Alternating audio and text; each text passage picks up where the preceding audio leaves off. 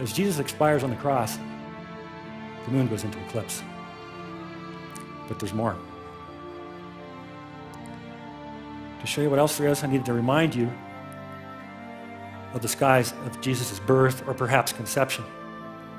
Magnificent imagery: Jupiter crowning Regulus, in Leo, uprises Virgo, the Virgin clothed in the sun, new moon, Rosh Hashanah, spectacular. And now we turn to the sky of Christ's death and turn on the constellations.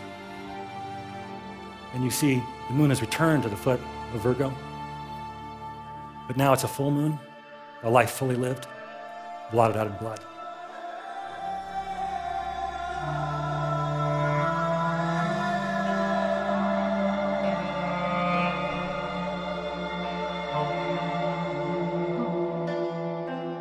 I remember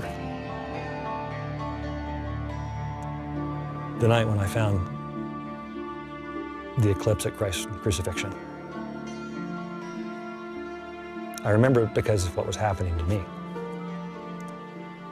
When I found that the moon was back at the foot of the Virgin, and then when I further found that the moon went into eclipse at the moment my Savior expired on the cross.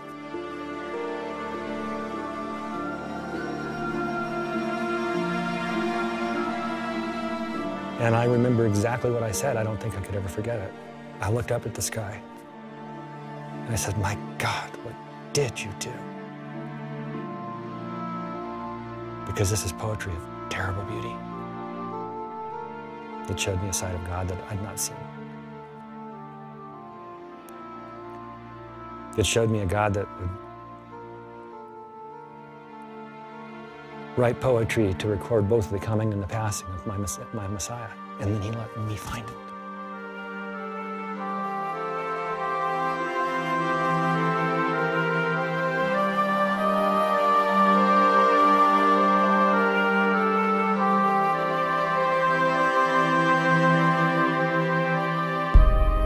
So what does this mean?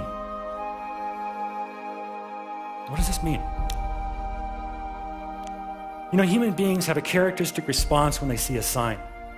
They draw near to learn the fuller message. That's what Moses did when he saw the bush that burned but wasn't consumed by the flames. He drew near to learn the fuller message. It's what the Magi did when they saw the symbolism in the sky. They rode for Jerusalem to learn the fuller message. So what does this mean? Well, one thing it means is you can press the scriptures extremely hard and they hold up. But it means more than that. I believe it means Messiah has come. Our Messiah was announced in the sky. It's possible for us to have reconciliation with the perfect God because of Messiah's sacrifice. We just have to accept that. It might mean even more than that. Because if we found the star and a reasonable person could conclude that we have, well, then the star was part of the natural order. The solar system is like a great clock. It's mathematically precise. We know exactly what it looked like thousands of years ago. And if the star was a part of that great clockwork solar system and universe, that means it was a clockwork star. And that to me is almost overwhelming, because that means that from the very moment that God flung the universe into existence, he had to know exactly when he would enter the human race as a man and when Messiah would expire on the cross, because he marked it in the stars from before time.